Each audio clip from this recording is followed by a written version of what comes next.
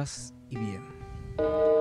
Un saludo característico de la Orden de los Hermanos Menores, más conocidos como franciscanos. Hoy conoceremos más a fondo sobre ellos y cómo fue su llegada a nuestro país, además de conocer la historia de su fundador, San Francisco de Asís, lo que nos deja la interrogante: ¿quién fue San Francisco?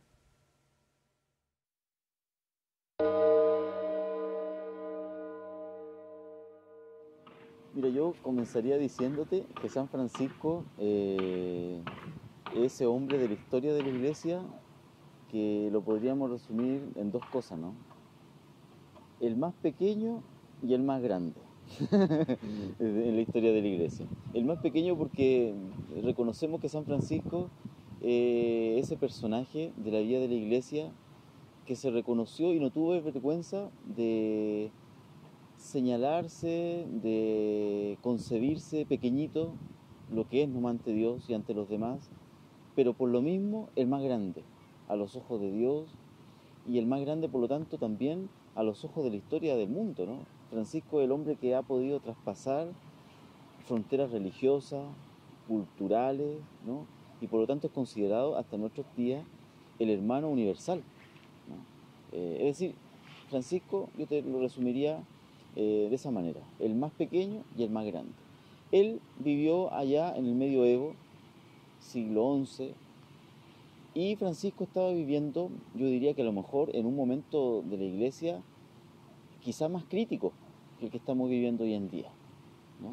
La iglesia estaba en crisis realmente, por distintas situaciones, ¿no?, que se vivían, no solamente abuso, también habían problemas con el tema económico, y muchas otras cuestiones disciplinares en el momento. Pero bueno, Francisco fue el hombre que recibió una llamada del Señor como joven. Él, de hecho, era conocido el rey de las fiestas, era el que se ponía. Francisco venía de una familia de burgueses, que era la clase emergente en aquel momento, pero al mismo tiempo Asís, de donde es Francisco, estaba viviendo en ese momento como toda una situación así particular, ¿no? En ese momento Asís, cuando Francisco era adolescente sobre todo, estaba peleando para ser municipio. Y cuando Francisco era adolescente, se tomaron a Asís, sacaron a los nobles de la ciudad, hubieron como distintas situaciones políticas también podríamos decir, sociales, económicas. La clase emergente, la burguesía a la que pertenecía el papá de Francisco, quería reivindicarse, o mejor dicho, tomar una posición social. En medio de todo eso, imagínate, surge este hombre. Y por eso yo diría que Francisco no fue solamente un hombre que tuvo una experiencia así como aislada, religiosamente hablando, sino que todos estos elementos sociales, políticos, Dios también se valió para llamarlo.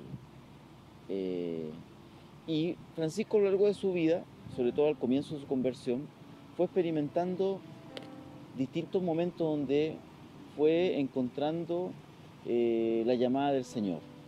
Por ejemplo, un momento crucial en su momento de conversión, el encuentro con el leproso, ¿no? Es en ese momento, como en todos los tiempos antiguos, los leprosos eran sacados de la ciudad, ¿no? Andaban con una campanita. Francisco en un momento, fuera de los muros de Asís, se encuentra con un leproso y dice en su testamento que un impulso interior le llevó a besar a ese leproso, a abrazar a ese leproso, más allá de lo que él pudiera sentir, ¿no?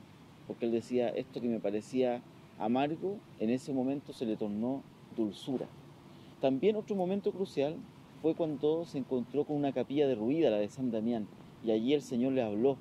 Y Francisco, al entrar en esa capilla, escuchó que un Cristo que había, el de San Damián, que conocemos y está en casi toda la iglesia franciscana, le dice: Francisco, ¿no ves que mi casa amenaza ruina? Repárala.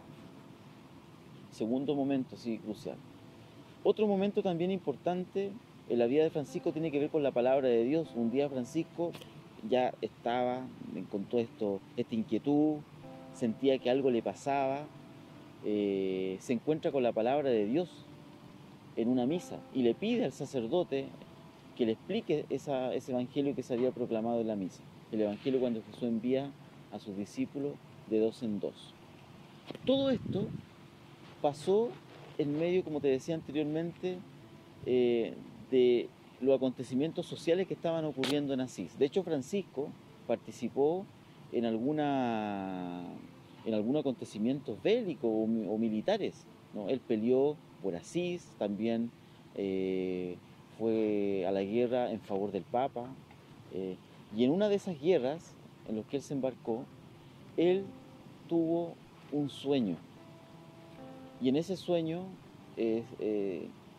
se le preguntaba a Francisco a quién es mejor servir, al Señor o al siervo.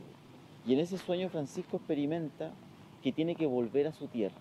Bueno, en medio de todo eso, socialmente hablando, que estaba pasando, Francisco se enferma y comienza este proceso. Se comienza a apartar de su amigo le dice: Francisco, ¿qué te pasa? ¿Estás enamorado? Porque de repente iban caminando por la calle, ponte tú, y Francisco se quedaba atrás, mirando, así como en otra. Y bueno, Francisco anda en otra, porque en ese momento comenzó a experimentar algo distinto.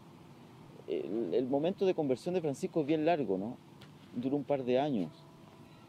Pero lo que te quiero señalar simplemente, para resumir esta primera parte, es que Francisco fue un hombre que fue experimentando ese encuentro con Dios en relación a todo lo que estaba pasando en su tiempo, en la iglesia, en la sociedad, en su ciudad emergente de Asís. Todo le fue hablando de Dios. Y bueno, Francisco, sin querer, más adelante se le comienzan, cuando ya él descubre por dónde iba el llamado del Señor, que era ser fraile, hermano, vivir la pobreza en medio de los leprosos, y como leproso, podríamos decir, como hermano menor, se le fueron sumando a poquito hermanos.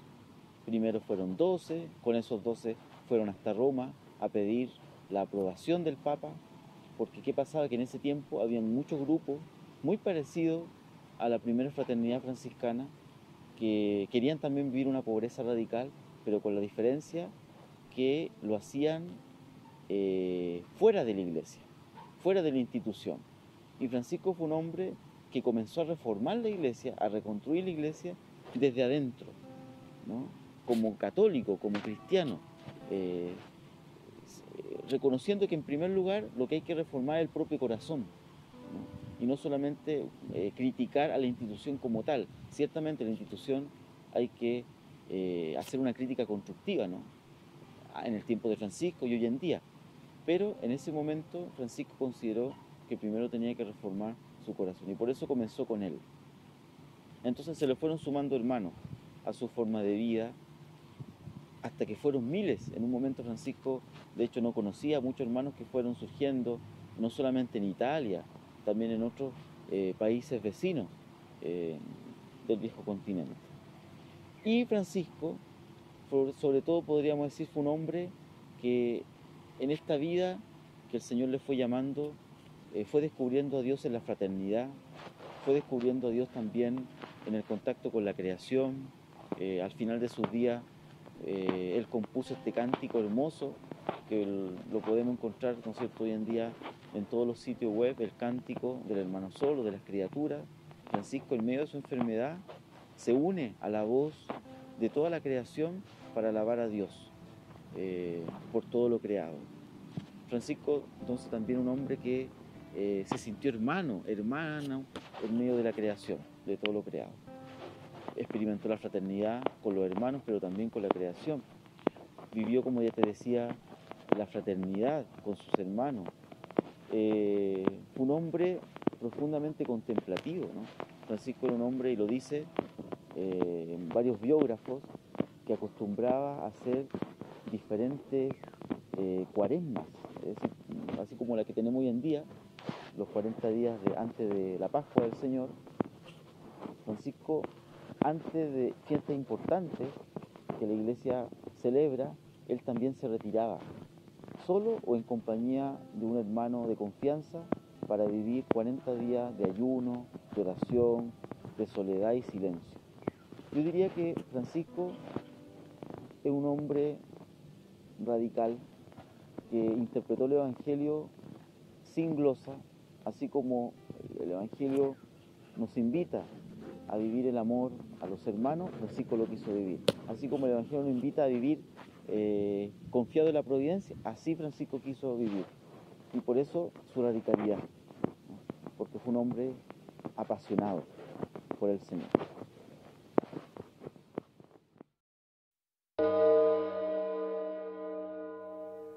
Luego de conocer quién fue San Francisco de Asís, miraremos el lado espiritual del franciscanismo.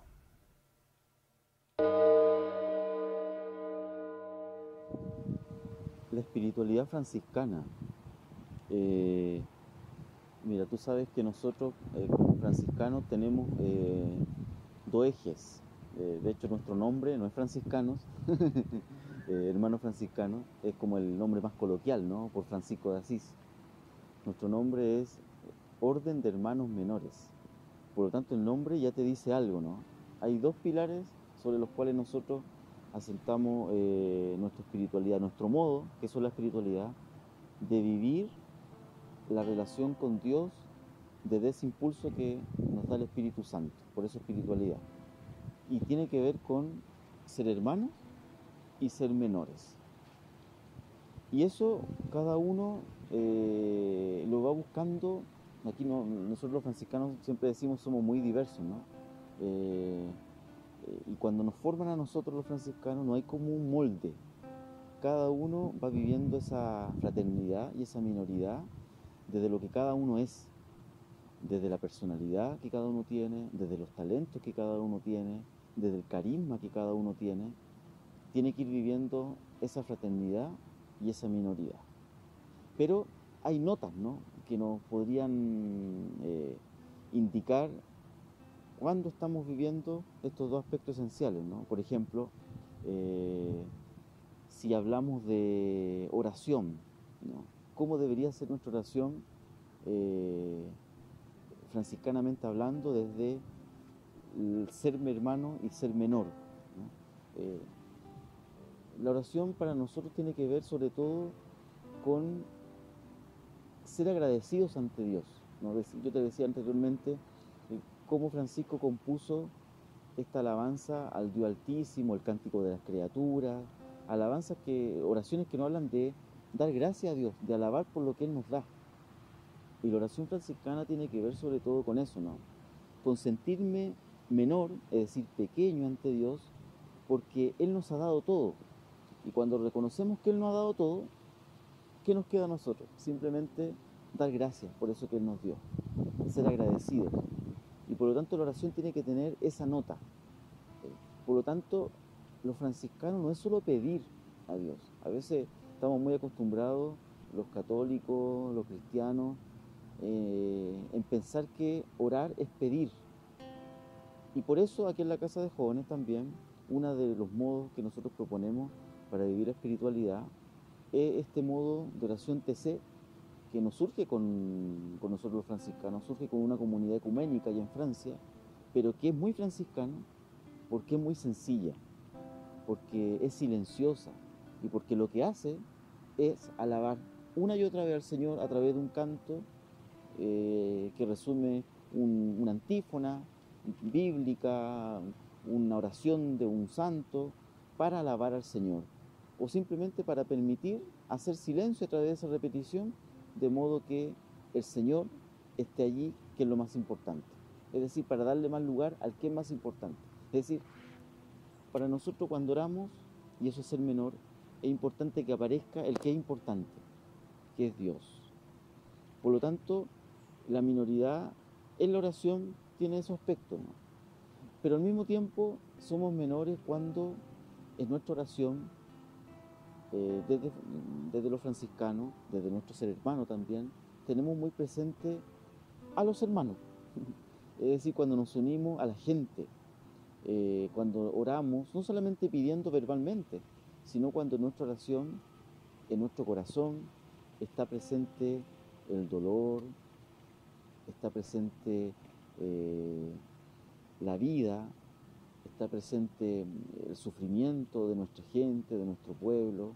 Ahí también nos unimos y somos franciscanos menores, y porque nos estamos uniendo fraternalmente desde el Espíritu a tantos y tantas, ¿no?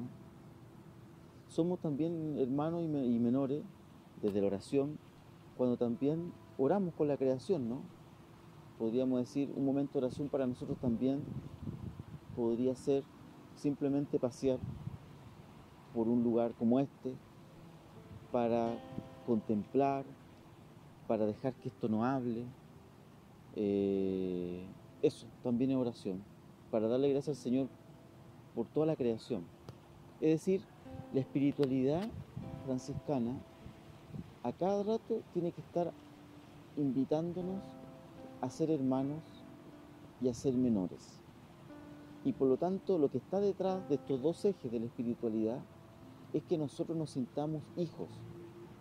Estamos en un mundo, en una sociedad que, de modo, la mayoría de las veces indirecto, cada vez más se quiere creer o pensar autónomo con respecto a otro, sobre todo a Dios, autónomo, independiente.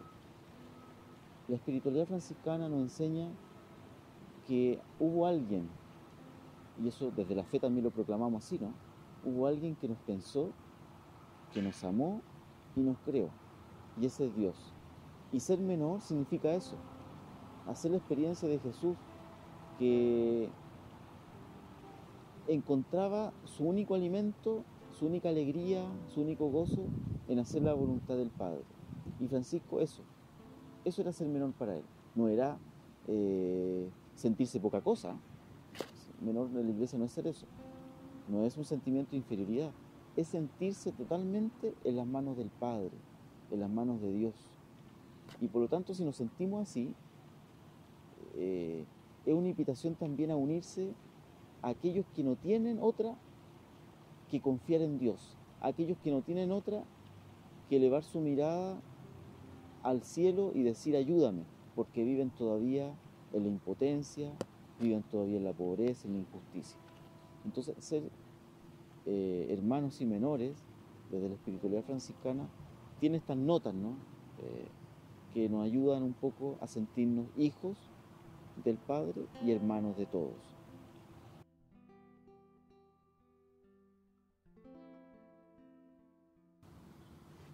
Yo te decía que la espiritualidad franciscana tiene como esa característica irrenunciable que tiene que ver con la minoridad, la pobreza, la sencillez, si queremos utilizar sinónimos, y eso va afectando o va trayendo consecuencias a toda la vida, ¿no?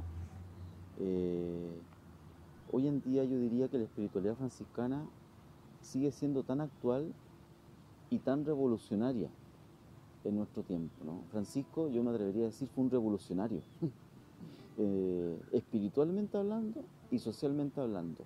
Él, cuando comenzó la fraternidad franciscana, una de las cosas que a través de la regla de vida que nos dejó a nosotros, logró fue hacer como una nivelación. Él quería que todos quienes pasaran a ser parte de esta fraternidad franciscana se llamaran únicamente hermanos, más allá del oficio que cada uno tenga. En un tiempo medieval donde estaba todo tan jerarquizado, ¿no? Cada uno sabrá, ¿no es cierto?, la pirámide que acostumbramos ver en clase, ¿no?, en el colegio, la pirámide medieval. No, Francisco quería algo más, mucho más horizontal, mucho más circular, que hablara precisamente de esta sociedad donde todos somos iguales. Y yo diría que ese es un elemento totalmente actual, ¿no? Que si lo pudiéramos vivir más a fondo, podríamos ser como Francisco también revolucionarios. Insisto, espiritualmente hablando, socialmente hablando, políticamente hablando, porque imagínate una sociedad así, donde todos tengamos los mismos derechos y los mismos deberes, sobre todo aquí en Chile, ¿no? Y bueno, por un lado eso, ¿no? Sigue siendo tan actual el mensaje de Francisco por eso, porque buscó una sociedad más fraterna, más solidaria, una fraternidad, una sociedad mucho más equitativa. Y al mismo tiempo, yo diría que hoy en día, más que nunca, estamos en un tiempo donde vivimos satisfechos e insatisfechos. ¿Qué quiero decir con esto, no? Estamos a cada rato consumiendo, ¿no? Consumimos de todo. Consumimos imágenes, consumimos videos, ahora estamos haciendo, ¿no es cierto?, un video. Consumimos productos, alimentos, consumimos a cada rato, en cada momento. Cada joven vive consumiendo, podríamos decir, internet, redes sociales, pero tú vas descubriendo en una lectura que cada uno podría hacer entre líneas, que en medio de ese consumo que cada uno podría decir, ya, se va satisfaciendo, encuentras permanentemente insatisfacción o vidas que están insatisfechas. Entonces, ¿por qué esta paradoja? ¿Por qué esta contradicción? Y tiene que ver precisamente porque en medio de todo ese consumo que se pueda realizar, muchas veces no está el encuentro fundamental, yo diría, en tres dimensiones. El encuentro fundamental con uno mismo, con Dios y con los hermanos. Y por lo tanto, si no está ese encuentro, vamos a seguir viviendo insatisfechos. Vamos a seguir consumiendo. Y en el momento, a lo mejor, ese deseo de más, de vida, de plenitud, de armonía, se nos va a quitar. Pero luego volveremos. Y por eso seguimos consumiendo. Bueno, yo diría que hoy en día, una de las propuestas, a lo mejor también más revolucionarias y más radicales, tiene que ver con el silencio, con la contemplación. De hecho, hay varios autores que hoy en día señalan, por ejemplo, que caminar por nuestras ciudades, a lo mejor sin audífonos, en silencio, sin el celular, es un modo también de ser revolucionarios, porque así podemos vivir algo que yo te decía, no lo vivimos, que es el encuentro con lo que nos rodea. Vamos por la calle y a veces sin darnos cuenta de lo que pasa al lado nuestro. Vamos por la calle o en el metro sin darnos cuenta de una cara triste, de una cara cansada, de un rostro a lo mejor preocupado. Cuando hacemos silencio, nos podemos encontrar con la gente, con los demás, pero también nos podemos encontrar con nosotros mismos. Hay tanta insatisfacción porque no nos encontramos con nosotros mismos, pero también con Dios. El silencio es revolucionario y nos permite también ese anhelo profundo que cada uno tiene, ¿no? De armonía, de paz, de tranquilidad, de recobrar fuerzas, podríamos decir.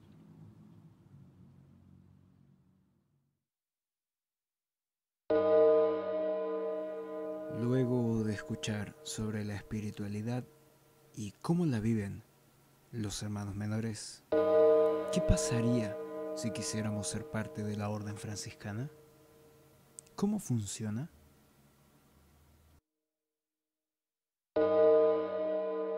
Bueno, yo soy un hermano franciscano, me llamo Gonzalo Collipal, soy hermano franciscano desde hace 20 años, casi 20 años, ahora en enero del próximo año cumplo 20 años de haber ingresado.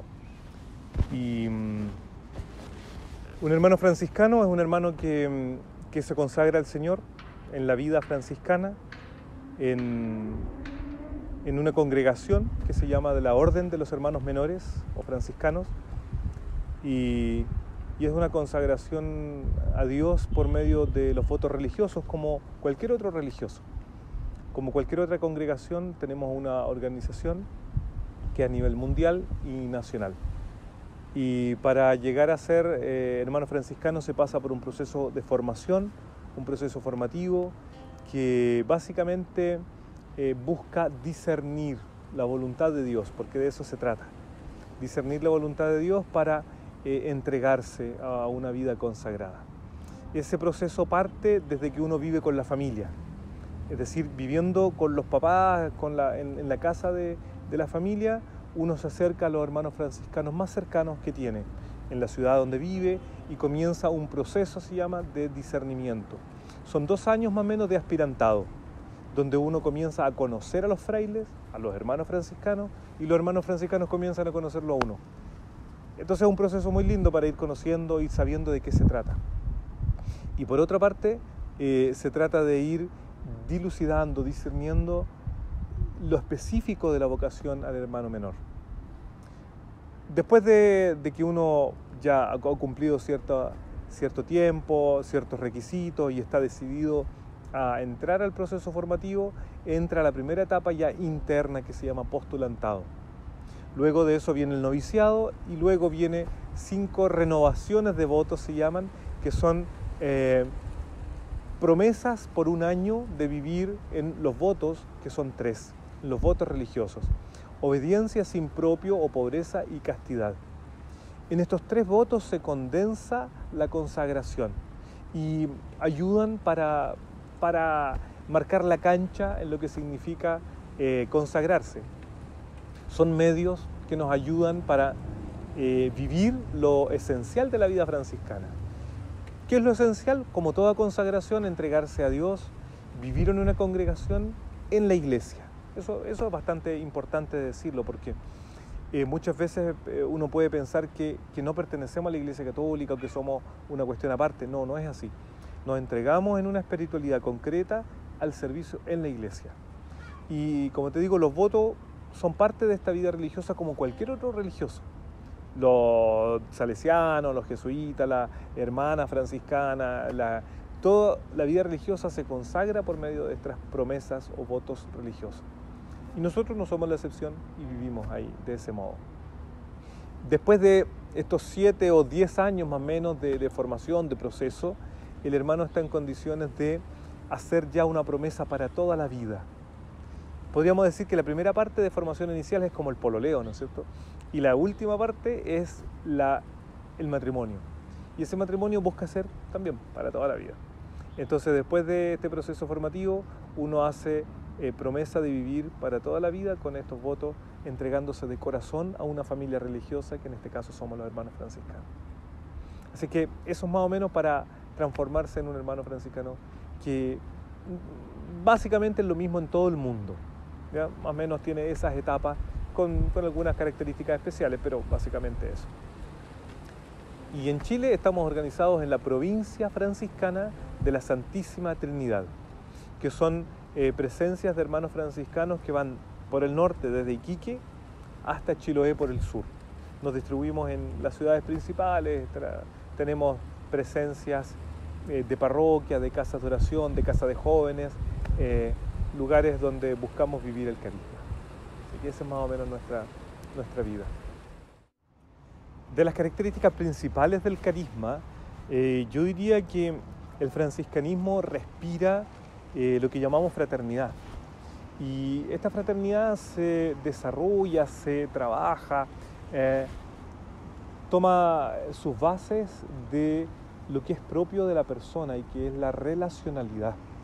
Las relaciones, por lo tanto, son muy importantes de cultivarlas en la espiritualidad franciscana. Y esto nace con San Francisco de Asís y se desarrolla luego en la espiritualidad franciscana, que tiene representantes importantes en pensadores, teólogos, que son posteriores a San Francisco. Estamos hablando de San Buenaventura, de Don Escoto, Pedro Olivio, Juan de Olivio. Son distintas personalidades, personajes que ayudan a organizar lo que es la espiritualidad franciscana. Y, por ejemplo, se habla de una pedagogía franciscana y un modo relacional franciscano que tiene 4 áreas, 4 aristas o 4 dimensiones, y que se fundan en la experiencia de Francisco. Esto es muy interesante porque la espiritualidad franciscana se basa en una experiencia, no en un, podríamos decir, en un teorema, no en un conglomerado de principios. Buscan dilucidar y profundizar la experiencia de San Francisco. Y San Francisco tiene experiencias profundas de relación con Dios, con el Altísimo y Sumo Bien, consigo mismo, con los demás, los hermanos y con la creación. Y esta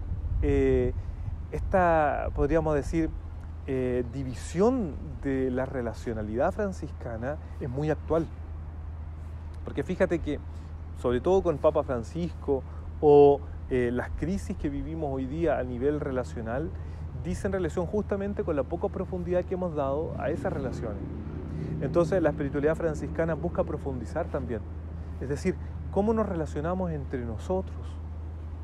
¿Nos relacionamos o no como hermanos? ¿Qué concepción tenemos de Dios para relacionarnos con Él?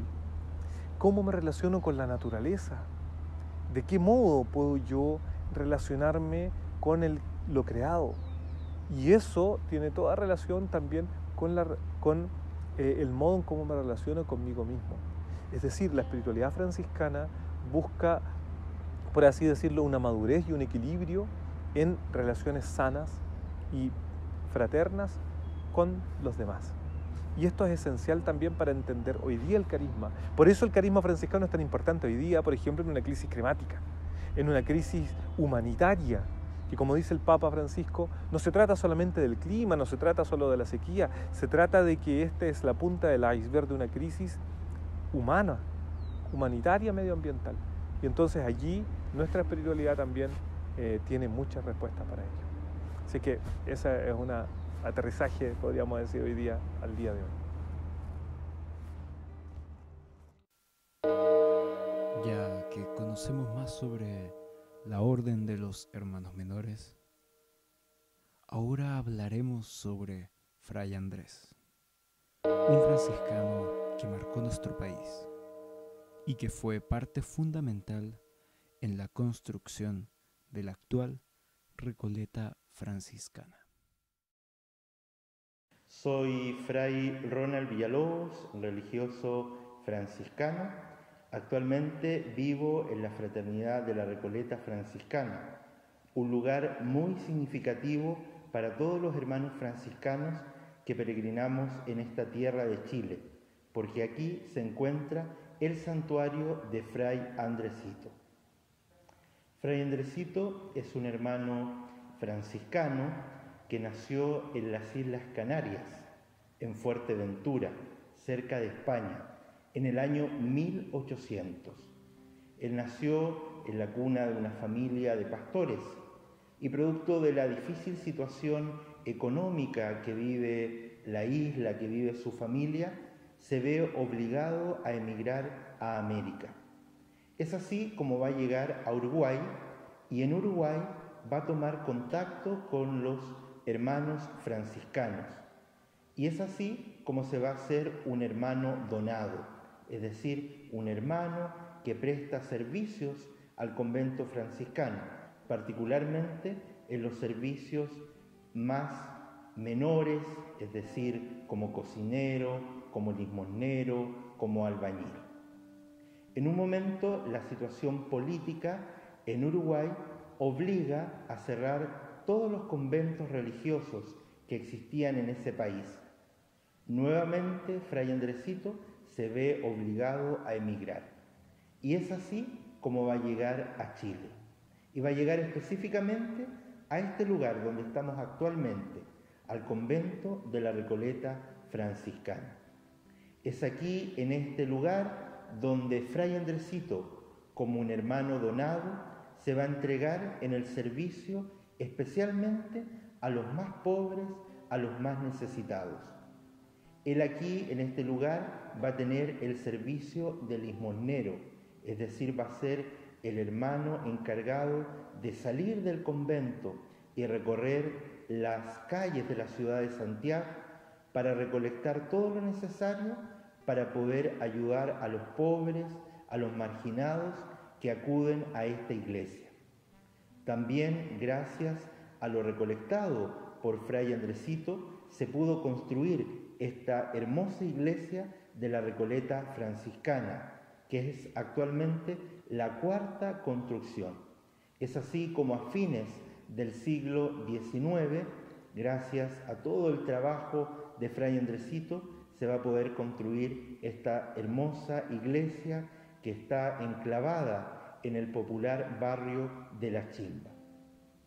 Fray Andresito no solamente se dedicó a servir a los más pobres, a los más necesitados, sino que también él hacía remedios caseros para ir en ayuda de todos los enfermos. Y también fue el que originó, el que dio origen al primer movimiento sindical en nuestro país. Es decir, realmente Fray Andresito fue un hermano que se caracterizó por su importante impronta social. En 1853, Fray Andresito va a fallecer en este convento de la Recoleta franciscana y lo va a hacer con fama de santidad que se extiende hasta el día de hoy. A este lugar acuden muchos peregrinos a invocar la intercesión de nuestro hermano Fray Andresito. La iglesia de la Recoleta franciscana está ubicada en un barrio bastante popular y conocido de la ciudad de Santiago, como es el barrio de La Chimba. Tenemos que recordar que a un lado tenemos La Vega, el mercado de La Vega, y a otro lado está el barrio de Patronato. Pero a pesar de estar insertada en un barrio que es popular, donde transita bastante gente, que hay bastante ruido, ciertamente ustedes pueden experimentar, estamos aquí al interior de la iglesia, que en ella se respira un ambiente de mucho recogimiento y silencio. Ciertamente un ambiente propicio para que las personas que acuden a este lugar puedan encontrarse con Dios. En ese sentido, la arquitectura misma y sobre todo las imágenes que nosotros encontramos en el interior de la iglesia también ayudan mucho a que las personas que acuden acá, los fieles, puedan tener un profundo encuentro con el Señor. La Recoleta es una iglesia franciscana, por lo tanto, la mayoría de las imágenes que nosotros encontramos en su interior son imágenes de santos de la orden franciscana. Es así como podemos encontrarnos con la imagen de San Francisco de Asís, que es el fundador de la orden franciscana, también de su amiga y fundadora de las Hermanas Clarisas, Santa Clara de Asís. También encontramos una imagen de el popular santo, como es San Antonio de Padua, que también acá, que ciertamente tiene mucha devoción en todo el mundo. Algunos especialistas dicen que es el santo más popular del mundo y bueno, también está aquí por ser una iglesia franciscana. También nos encontramos con una imagen de San Buenaventura, una imagen de San Diego de Alcalá, y es así como todas estas imágenes franciscanas ayudan también a que la gente pueda tener una experiencia de encuentro con Dios, pero también a la manera franciscana. Este es un lugar con muchas devociones populares, entonces de alguna manera la gente que acude a este espacio a orar busca no solamente encontrarse con Dios, sino que le trae sus preocupaciones, sus dificultades y se viene a encomendar a los santos, que son ciertamente para la doctrina católica grandes intercesores. Una de las imágenes más importantes que nosotros encontramos en la iglesia de la Recoleta franciscana es la imagen de la Virgen de la Cabeza. La historia de la verdadera llegada de esta imagen aún se encuentra en duda. Hay muchas teorías. Una de ellas dice que en el año 1633 los religiosos franciscanos del convento de la Alameda habrían ido especialmente a España a buscar esta imagen. Otra teoría habla acerca de que antepasados de don Ramón Canales de la Cerda, que llegaron a Santiago en el año 1605, habrían traído con ellos esta imagen desde España y que fueron ellos quienes personalmente la habrían donado a esta iglesia de la Recoleta franciscana.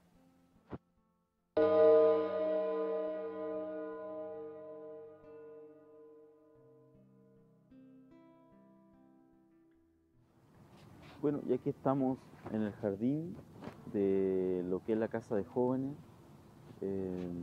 Este es como se le llama más tradicionalmente, un convento que desde el 2018 se ha puesto a disposición progresivamente, ¿no? De a poquito, y cediendo espacio a los jóvenes de nuestras comunidades, a los jóvenes de nuestro sector, que quieran acá encontrar un lugar, un espacio en primer lugar para desarrollarse, espiritualmente hablando, desde la fe, artísticamente hablando, ¿no? Es un espacio para que los jóvenes vengan, todos los jóvenes, creyentes y no creyentes, pero sobre todo nuestra preocupación está y esa es nuestra propuesta, para que los jóvenes puedan acá profundizar en su relación con Jesús de modo integral. Y para eso nosotros aquí en la Casa de Jóvenes desde el 2018 hemos propuesto instancias pilotos, ¿no? Que permitan ese desarrollo de la fe de modo integral. Experiencias que contienen momentos de formación, momentos de oración, la vivencia de la fraternidad, como lo decíamos, desde la espiritualidad, el encuentro con el gran pobre, que hoy en día se le dice que es la creación, el planeta, también con los pobres, encuentro también con los frailes. Es decir, en esta casa hemos querido ofrecer esos espacios para que los jóvenes profundicen su fe. Y al mismo tiempo nosotros consideramos importante que aquí los jóvenes, como decíamos, desarrollen también otras áreas que a lo mejor directamente no tienen o no hablan de fe, ¿no? Como por ejemplo el arte, la música, la cultura.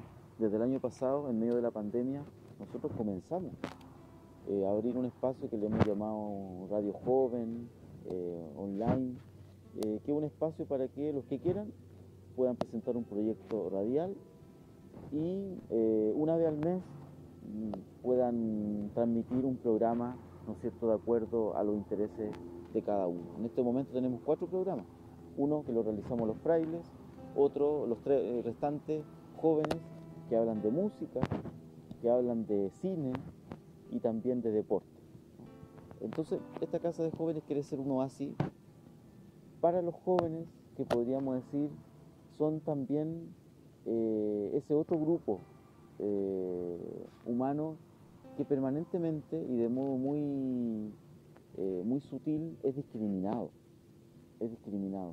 Junto con los adultos mayores, los jóvenes también son discriminados. A lo mejor alguien podría decir cómo son discriminados si ellos están permanentemente reclamando sus derechos, están permanentemente hoy en día ocupando puestos de responsabilidad, de gobierno. Bueno, son discriminados porque muchas veces se piensa en los jóvenes de modo así como podríamos decirlo funcional, ¿no? O los jóvenes son el futuro de la iglesia, como se dice, y por lo tanto lo pensamos desde allí. Pero bueno, esta casa quiere ser un espacio para que nos relacionemos con los jóvenes de modo más gratuito, ¿no? Valorando el presente de los jóvenes y ayudándoles a desarrollarse desde lo que están viviendo, desde su situación presente y actual.